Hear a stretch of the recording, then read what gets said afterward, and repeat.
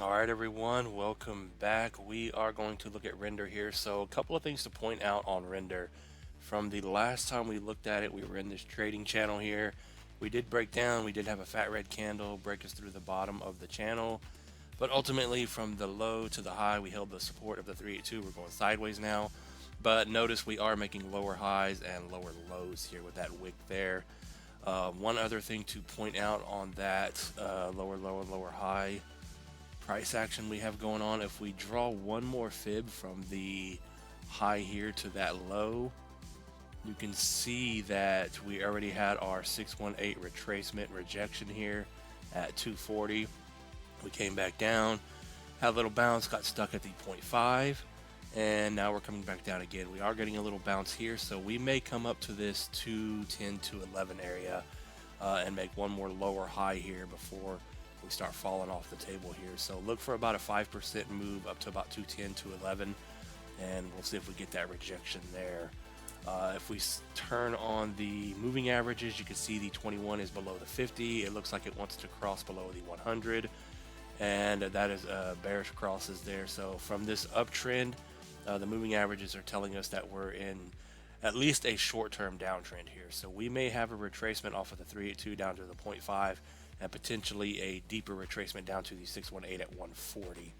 So let's get those off of the screen. And one other thing to point out here, the Heikin-Ashi candles are printing green now, so we may get that little bounce up to about 210 and then come back down. Switching back over to the regular candles here, we're just going to measure here and keep it simple. So from where you are right now, if you do get that little bounce up to about 210, you're looking at about a 7% move from where you are right now. And if you continue higher and you can get back up to the 236 here at about 223, that is a 13% move, and that's your price to get over here.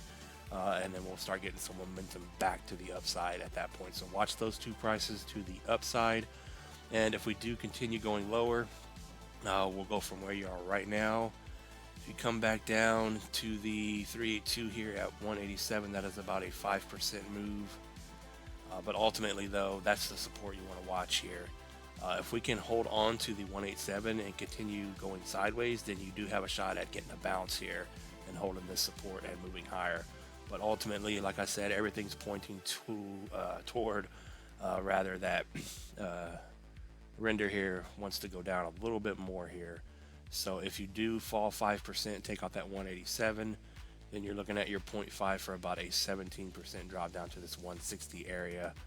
And then I believe it is we'll go from the 382. So if you drop about 5%, come back down to the 382, you're looking at a 0.5 support level at 160 for about a 13% drop. And then your 618 here at 140 for that deeper retracement down here for about a 25% drop. Of course, that will change if you do bounce up here to that 210 level. So just add another 7% onto that. So those are your prices to watch on render. I mean, it was trading in this channel for a good while, broke below it, retested it right at that 618 from that high to the low, right at the bottom of the channel. So you got your confirmation here, and the lower highs and lower lows tells us that you're probably coming down a little bit more. So I would look for the 160 level to get tagged before we start moving up, and like I said, potentially an even deeper retracement down to the 618 and then a bounce, or at least come down here and hold a floor support. But you really don't want to fall lower than the 618 down here at 140 on render, because that would confirm from this low to the high, this uptrend, that would confirm if you fall down below 140 that it is a trend reversal, and we would be in a downtrend at that point on render. So we will leave it at that. Hopefully that helped, and with all that said, not financial advice. Thanks for watching, everyone. Peace out.